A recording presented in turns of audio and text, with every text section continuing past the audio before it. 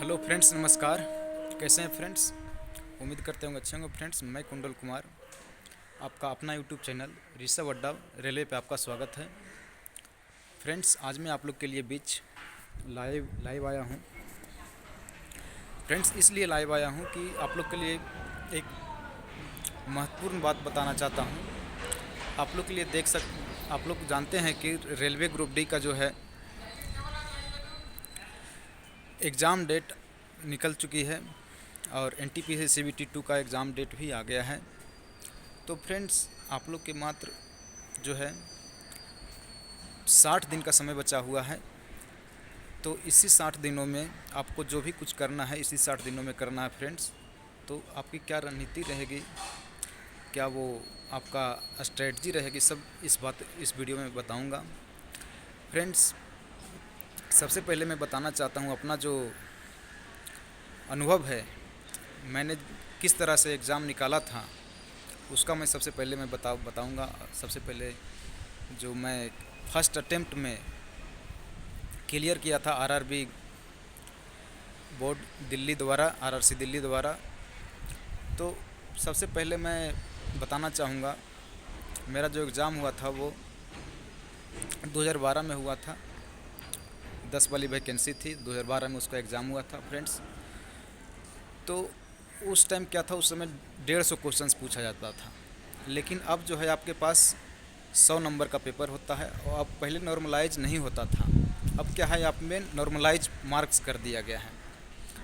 तो नॉर्मलाइज क्या होता है इस पर मैं बताऊंगा कि नॉर्मलाइज जो है आपको एग्ज़ाम में जब बैठते हैं तो क्वेश्चंस गलती नहीं करना है। जितना भी आप बनाइएगा वो सही बनाइएगा। जितना आपका क्वेश्चन सही जाएगा, आपका गलत गलत जो क्वेश्चंस रहेगा वो ज़्यादा गलत नहीं जाना चाहिए। जितना कम गलती हो उतना आपका नॉर्मलाइज मार्क्स अधिक होगा फ्रेंड्स। तो हम लोग का जो पेपर हुआ था उस टाइम वो एक 150 नंबर का पेपर हुआ था। तो पहले क्या था कि ऐसा ही मेरिट बनती थी, नॉर्मलाइज मार्क्स नहीं भी था।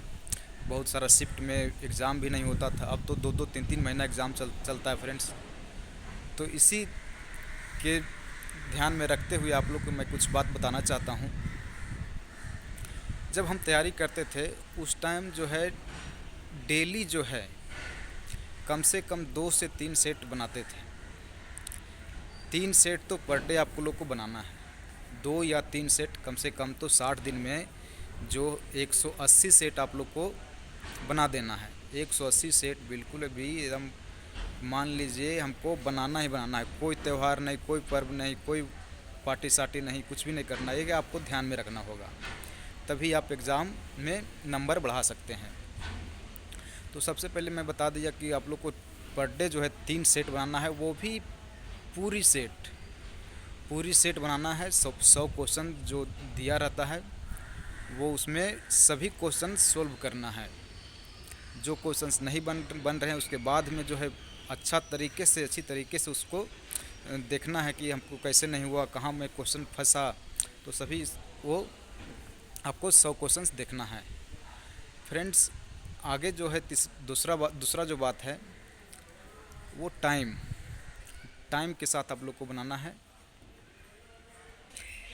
एग्ज़ाम में आप लोग को 90 मिनट का समय दिया जाएगा, लेकिन आप जब घर पर प्रैक्टिस कीजिएगा तो उसको 1 घंटा 10 मिनट मतलब कि 70 मिनट में आप लोग को सोल्व करना है।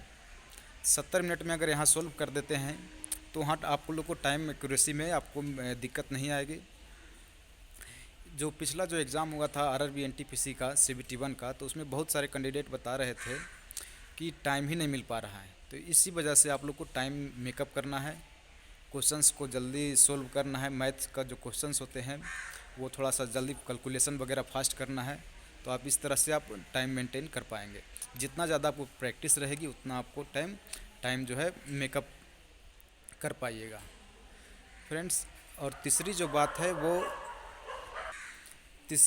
है फ्रेंड्स वो है मटेरियल। जो है कौन सा बुक पढ़ें, साइंस के लिए कौन सा बुक पढ़ें, मैथ के लिए कौन सा बुक पढ़ें, कौन सा पब्लिकेशन का प्रैक्टिस सेट करें।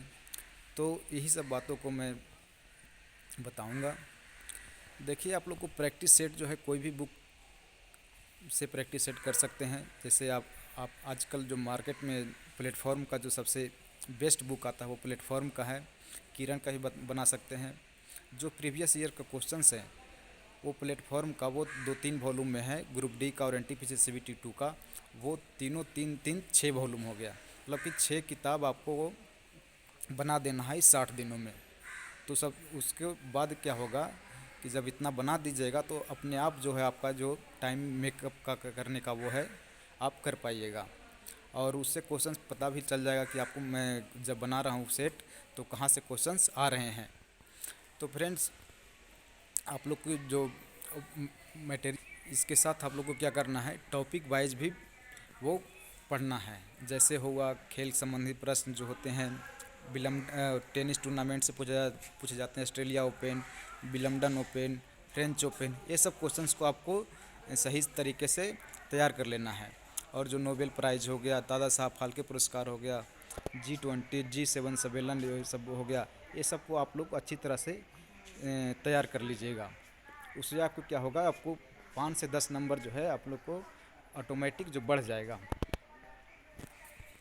और मैथ में बताते हैं फ्रेंड्स, मैथ में क्या करना है।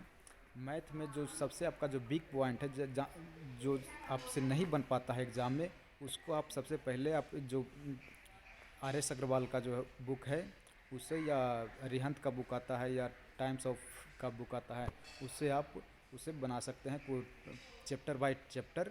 तो उससे क्या होगा कि आपका जो जो क्वेश्चंस में हम फंसते हैं बार बार, उस क्वेश्चंस को आप पहले सोल्व कर लीजिए। जब अगला बार जब सेट में आएगा तो अपने आप वो बन पाएगा। और इसमें क्या है फ्रेंड्स, इसमें जो है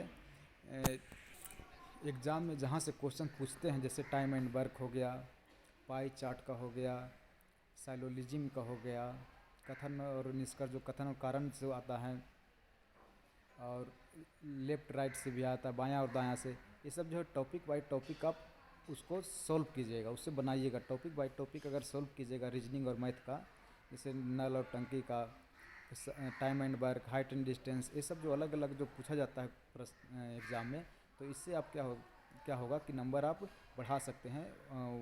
आपका ऑटोमेटिक जो है वो ये सब कीजिएगा, टॉपिक बाय टॉपिक जो है तैयार कीजिएगा परीक्षा से पहले, तो आपका जो ऑटोमेटिक 5 से 10 नंबर आपको इंक्रीज हो जाएगा। उससे क्या होगा कि आपका मेरिट बनने में आसानी हो पाएगी।